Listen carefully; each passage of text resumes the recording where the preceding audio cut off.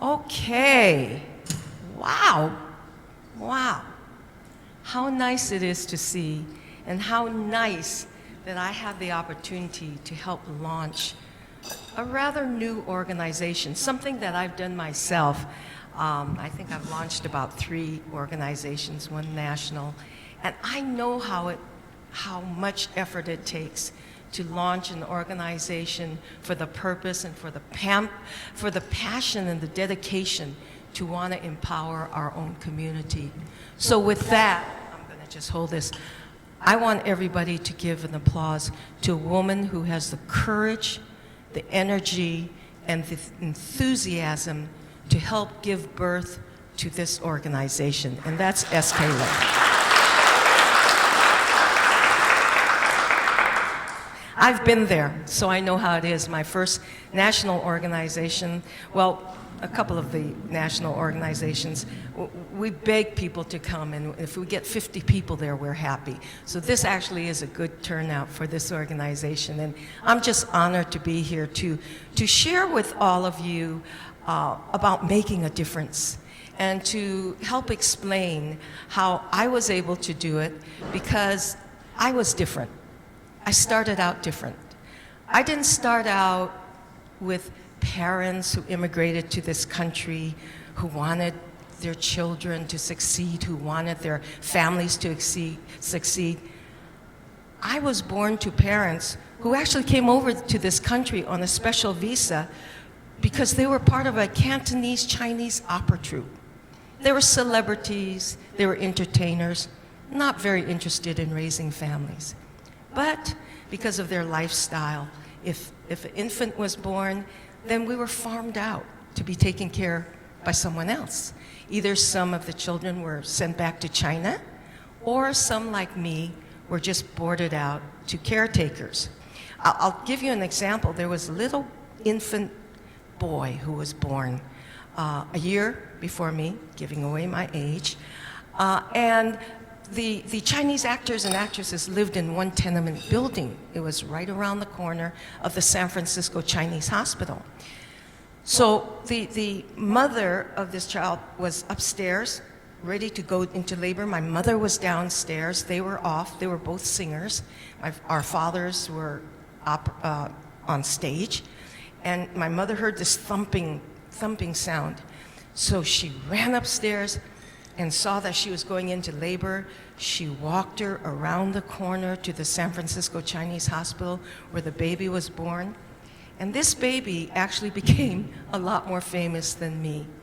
The baby you know now was Lei Xiulong, who Chinese here, and pardon those, it was Bruce Lee. So my mother did help give birth, I guess she says, or help the mother give birth to Bruce Lee.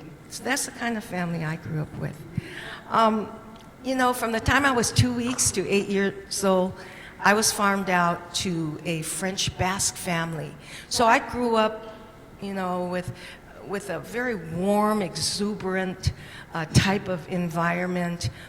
This Basque woman, who was my caretaker, had a group of Chinese students that she took care of, and some were also kids of Chinese opera entertainers.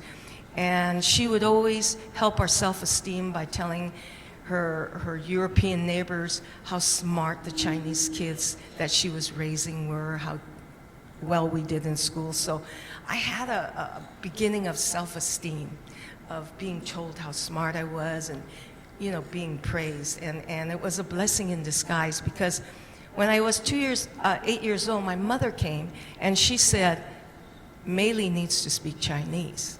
So what she did was she took me out of that most stable home environment and threw me into different awkward environments, being taken care of people I didn't know, or moving me into different type of awkward family households that I was somewhat seen as a stranger in terms of not being raised by my parents, but being raised by foster care parents. And I grew up during those years later on with my mother, who put me in an awkward family situation by surviving in Oakland, Chinatown, because I had neighborhood school friends. And the neighborhood school friends, because I didn't have very much parental guidance, became my surrogate parents. And I wanted to follow whatever rules my Chinese normal friends followed. So I wanted to be normal like them. And I wanted, and you'll have to read my book about the awkward family situations, so giving a little plug to my book there. But I did find ways to seek self-validation, who I was, even though people looked at me strangely sometimes, you know, who is she and how awkward her family situation is. I wanted to be normal. So what I did was I stood out in school academically. I joined all the social activities. I ran for student body office, which forced me to also learn how to relate to diverse groups, because it was a primarily black school with some Latinos. But if I wanted to run for office, I had to learn how to work with all of them. And so I even became the Asian face of an all-black cheerleading team. So that's how integrated I was to different diverse groups.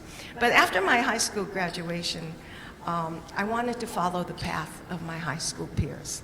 I knew my future was dependent on a college education. However, I didn't qualify for any scholarships in spite of my academic achievements, because the income that my family was getting to support me came from illegal gambling. And so that means I was there without any financial support. My mother also told me, since she did provide financial support for me from the time I was going through school in my life. My father had left already to China, and he died during the Chinese Cultural Revolution. So it was just my mom. And she told me, as soon as I had my high school diploma, she says, "You're on your own. Get a job, get married, raise a family." She kind of forgot that I was 16 years old when I graduated from high school. But it's okay, I was determined. My mom really didn't have any idea about education, because she was trained when she was very young to become an opera singer. So I decided, okay, I'll just work my way, took all kinds of odd jobs. One was a cleaning job, and I didn't do very well at that, so I was fired. But I did earn a living shelving books and took a 16-unit workload. And at the age of 20, I had my degree in social welfare. And I majored in psychology, so I was ready to get a good job, get married, raise a family, not realizing what my future had in store for me. But I did realize something. I realized that if I was able to overcome the challenges of my childhood and youth, then I was going to succeed in whatever professional career that I chose to enter. So with my degree in hand, I became the master of my own destiny. I had no parental expectations, only my own ambition and strong motivation to succeed, because I was constantly trying to prove my self-worth to myself, because I had no one else to prove my self-worth to except for myself. I started in personnel management.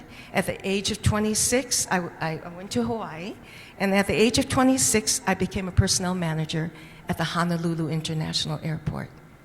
Then I fell in love, came to Sacramento, left Hawaii to marry Ron, but he's made it worthwhile for 52 years. And after the 70s, when daughter was born and entered into preschool, there was a lobbyist that lived next door, and I was looking for a job.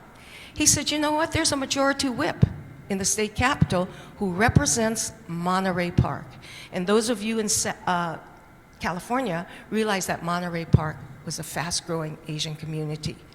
Walked into the capitol, got the job, and it just kind of goes to show you, in the capitol those days, it's not what you know, it's who you know.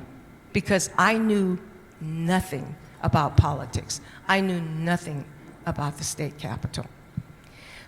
But one thing I did know is I wanted to establish my identity beyond being a strange Asian face among a sea of the most powerful male decision makers in California. And that was my primary challenge.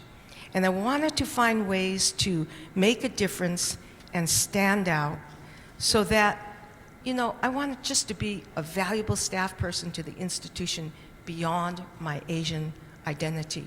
Because when I joined the Capitol, you could count Asian faces in the Capitol with 2 hands. That was it. But timing and luck was on my side.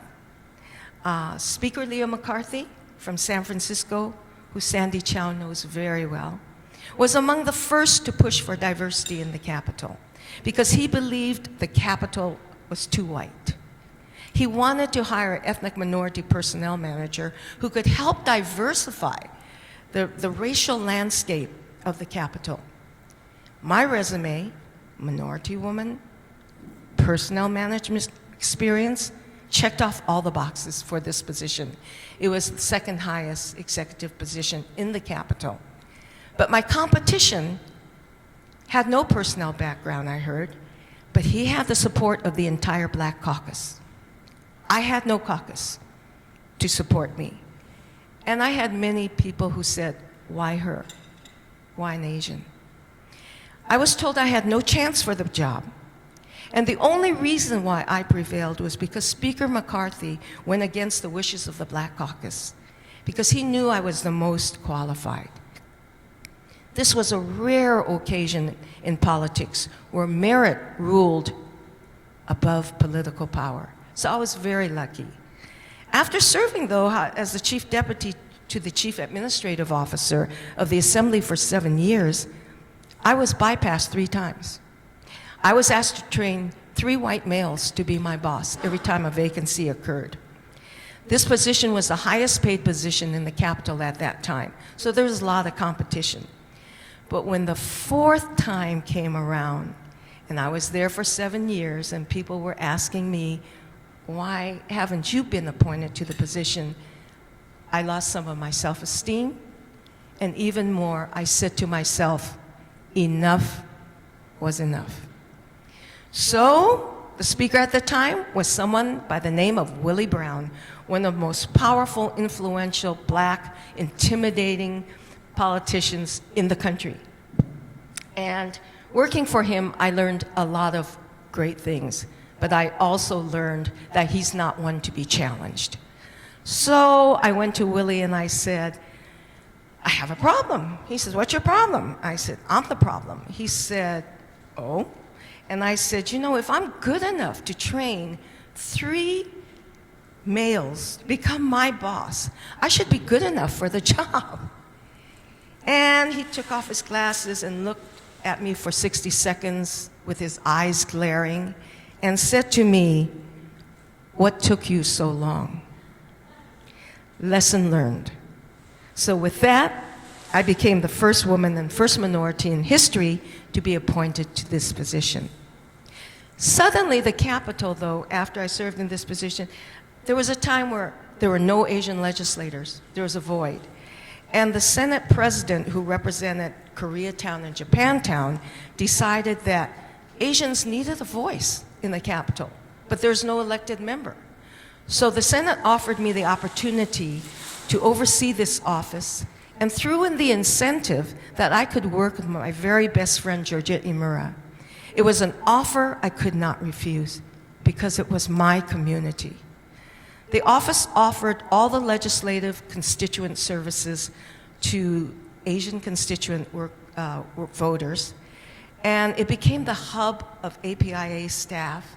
It became the meeting grounds for all the local elected Asian officials who wanted to visit the Capitol. It became a placement office for all the Asians wanting to find jobs in the legislature.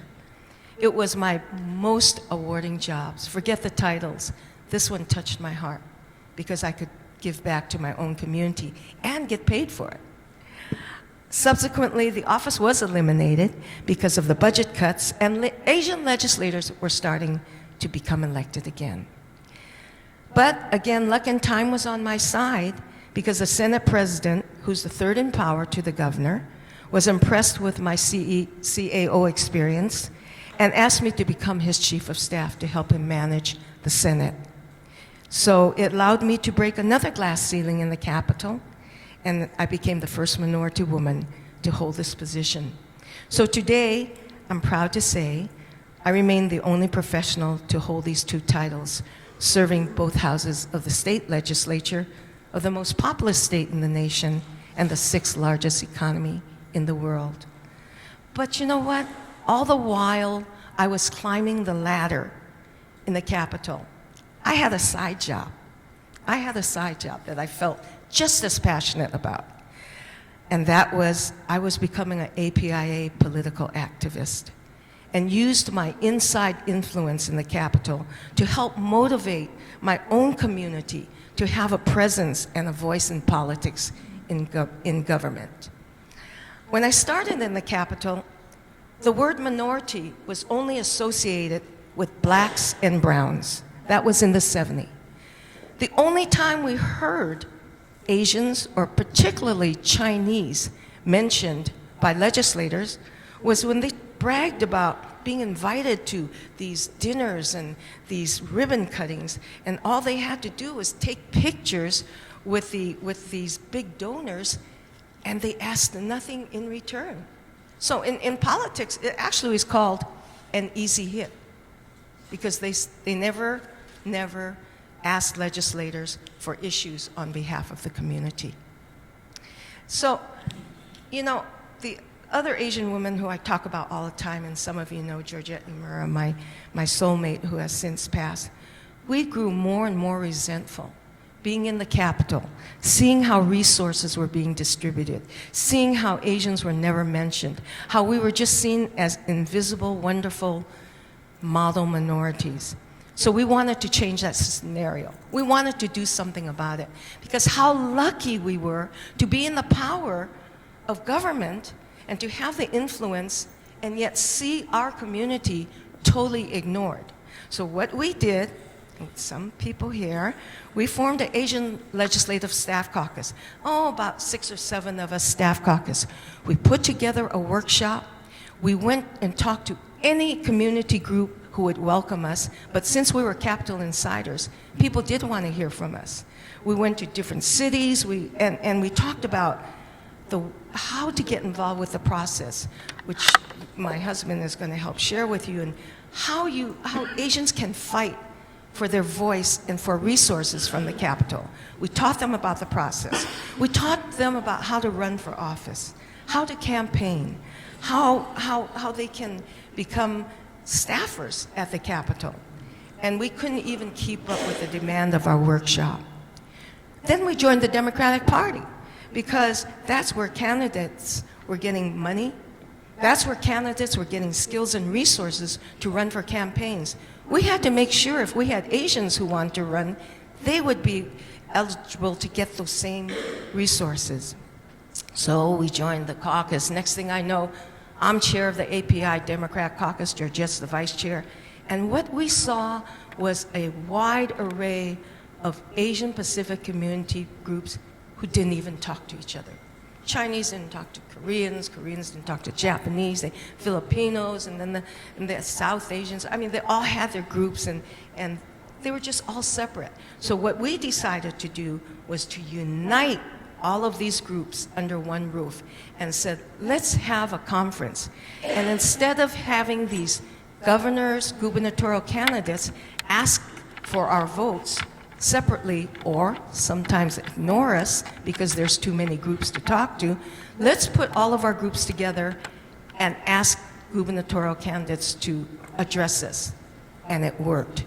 Because when we told gubernatorial candidates that we are uniting all of our APIAs, you know, our Pacific Islanders and the South Asians, everybody together under one roof, and you could talk to them at one time, they all came. They all came. So it was the first time we did that. And then the Democratic National Committee, who were now seeing the rapid growth of Asian Pacific Islander votes, wanted us to duplicate this conference because they found it to be so successful. And I only agreed to take on this charge when I said to them, if we put together a national Asian Pacific Islander conference, from Hawaii to Texas to Alaska, everywhere, I want you to deliver presidential candidates, because we are not going to do that unless we get presidential candidates.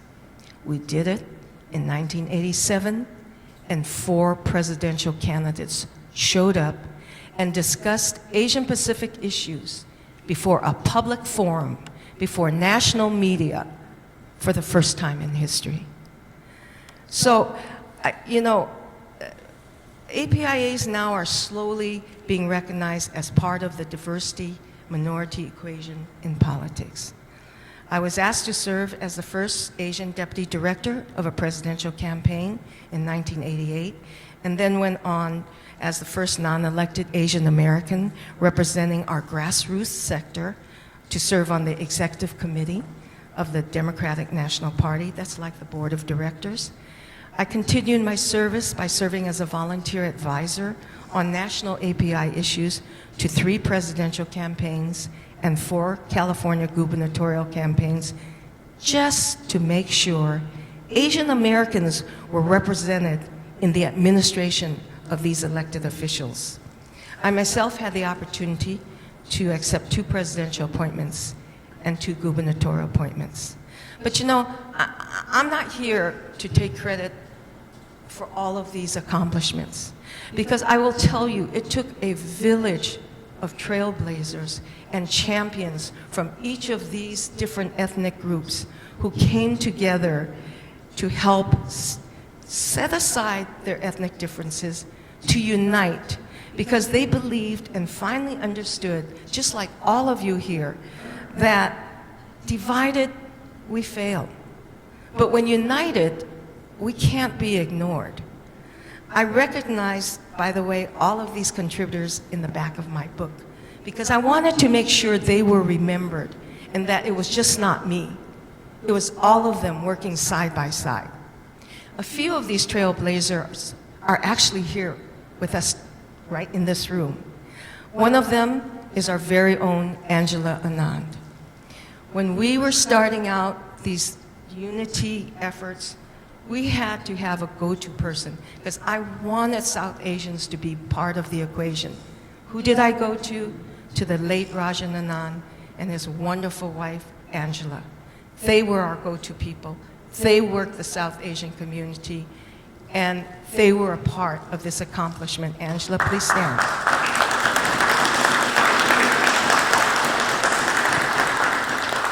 And then, you know, we wanted to motivate a younger generation. And we had this young college graduate who just volunteered. She wanted to help, and she wanted to get into politics. And she was so energetic, not too experienced, because she just graduated from college, right? So we said, okay, we'll give her the registration desk of the conference. She would take anything, right? And she passed out all the guests, you know, the guest labels. She did anything we wanted her to do. And then, you know what happened to her career? She became the interim lieutenant governor of California. She became one of the highest ranking White House staffers. She became the appointment secretary to not one governor, but 2 governors. And she is now the face of Meta, known before as Facebook, and that's Mona Pasquill, who you will be hearing from. So, you know, our API community has really come a long way from my most active days in politics, with new young executive leaders, some I've read about in the book. And you know, we've now become the largest legislative caucus in the California legislature, or second largest. We have more congressional members running for office, serving in office than ever before. We're the fastest growing number of local elected members, as Andy Lee can testify and wants to organize. We have the fastest growing number. And we're starting to crack the glass ceiling in corporate America, seeing more Asian Americans in executive positions, seeing more Asian Americans in the field of media, entertainment, and sports. And even though, as the governor's wife said, we are the fastest growing immigrant minority group in this country, we continue to see our community being scapegoated as we were during World War II, during the Vincent Chin hate crime era, and now, worse than ever, being blamed for the COVID crisis and having our loyalty questioned during the US-China political stalemate, we have a long way to go. We simply have a long way to go. But there is hope. And because those of you attending this conference, to me, are a part of that hope. I see the eagerness in this group of wanting to learn, of wanting to gain skills, of wanting to do your part to make a difference. You know, our immigrant families who immigrated here are relatively young because it mostly happened after 1965.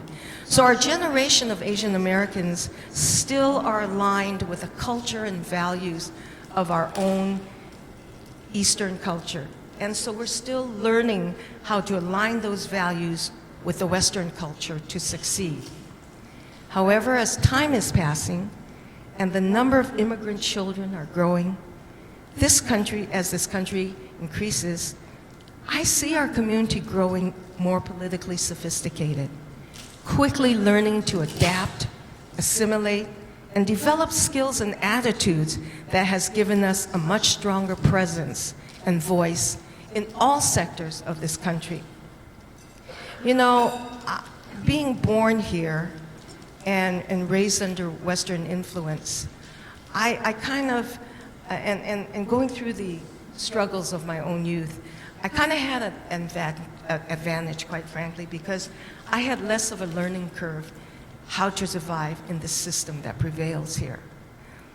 I had no fear of taking risks for my community. And I wanted to be the nail that stood up on the board, because that's how I was able to demonstrate my leadership abilities by participating, by volunteering, by adding value, and contributing to the goals, either of my bosses, the institution I served, or to my community. But most important, I was not afraid to be the face to demand on behalf of my community. Because the words of Joel Wong's song is so aptly describing, we belong here. So let me conclude by saying, each of us in our own way has the power to make a difference for our community. Today, more than ever, we can simply not afford to do nothing. And I applaud each and every one of you here who I hope to meet, because I see the eagerness of those of you who want to learn, to want to develop skills, so that you can make a difference in helping our community learn how to take its equal place in this country we call home. And my final words to those, as we have a lot of leaders here, to those who've had the privilege of succeeding and leading, we need to groom a pipeline for the younger generation to take over and lead. And I conclude also with my favorite saying that Mona knows very well, because she shares them with me, and that is, when you receive, you share. And when you learn, you teach. Thank you.